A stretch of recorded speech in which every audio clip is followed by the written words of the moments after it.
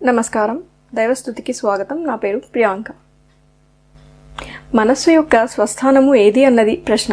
మన శరీరంలో మనస్సు ఉందని మాత్రం అందరికీ తెలుసు, కానీ శరీరంలో మనస్సు ఎక్కడ ఉంటుందో ఎవరికీ సరిగ్గా తెలియదు.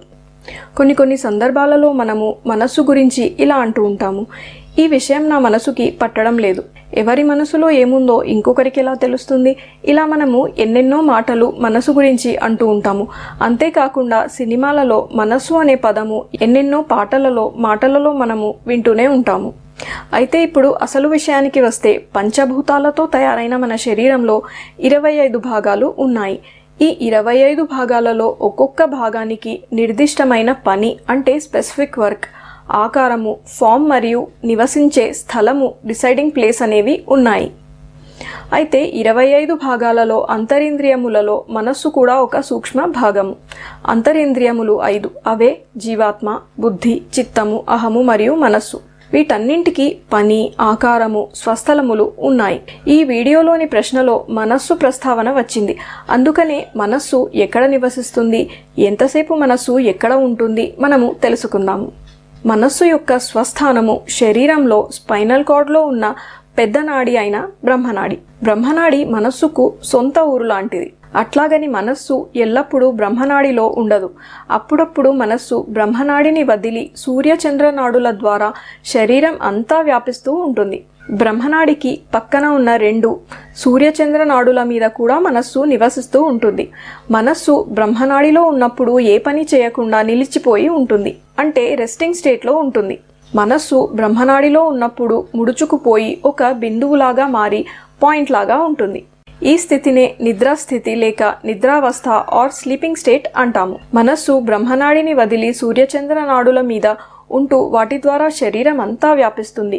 ఇలా మనసు శరీరం అంతా వ్యాపించిన స్థితిని జాగ్రత్త స్థితి లేక మెలకువ ఆర్ వేకింగ్ స్టేట్ అంటాము. మెలకువలో ఉన్నప్పుడు శరీరం అంతా వ్యాపించిన మనస్సు శరీర ఆకృతిని పోలి ఉంటుంది. అయితే నిద్రపోయినప్పుడు మన అందరి మనస్సు బిందువులాగా, పాయింట్ లాగా మారి బ్రహ్మనాడిలో ఉంటుంది. అదే మెలకుని ఉన్నప్పుడు ఎవరి మనస్సు వాళ్ళ శరీరం అంతా వ్యాపించి వారి శరీర ఆకృతిలాగే ఉంటుంది. మేలుకొని ఎంతసేపు ఉన్నా కూడా నిద్రపోవాలని మనస్సు ఎప్పుడూ తహతహలాడుతూ ఉంటుంది. అందుకని ఎక్కువసేపు, ఎక్కువ కాలము ఎవరూ మేల్కొని ఉండలేరు. మనకు బాగా నిద్ర వస్తుంది అంటే మన శరీరము కంటే ఎక్కువగా మన మనస్సే అలసిపోయిందని మనము తెలుసుకోవాలి. అసలైన రెస్ట్ మన శరీరము కంటే ఎక్కువగా మన మనస్సుకే కావాలి. అందుకనే మనము నిద్రపోయినా కూడా శరీరంలో అన్ని అవయవములు, ఆర్గాన్స్ అన్నీ వాటి పని అవి చేస్తూనే ఉంటాయి.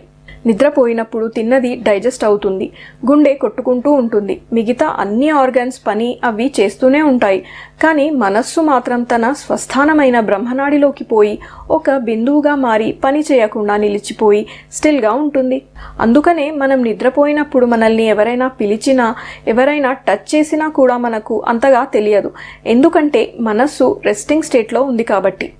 మనస్సు మేలుకొని ఉండి శరీరం అంతా వ్యాపించి ఉన్నప్పుడే బయటి ఇన్ఫర్మేషన్ లోపలికి మన బ్రెయిన్కి పంపిస్తుంది. ముఖ్యంగా మనసు పని ఏంటంటే మన శరీరంలోని ఇంటర్నల్ అండ్ ఎక్స్టర్నల్ సెన్స్ ఆర్గాన్స్కి మీడియేటర్గా పనిచేయడం. లోపలి విషయాలు బయటికి, బయటి విషయాలు లోపలికి అందజేయడమే మనస్సు యొక్క పని. అంతేకాకుండా మననము చేయడం కూడా మనస్సు యొక్క పని.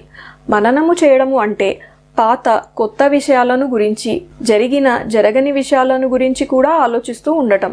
అయితే మనస్సు స్వస్థానం ఏది అంటే, మనస్సు యొక్క స్వస్థానము స్పైనల్ కార్డ్లో ఉన్న బ్రహ్మనాడి అని మనకు తెలిసింది.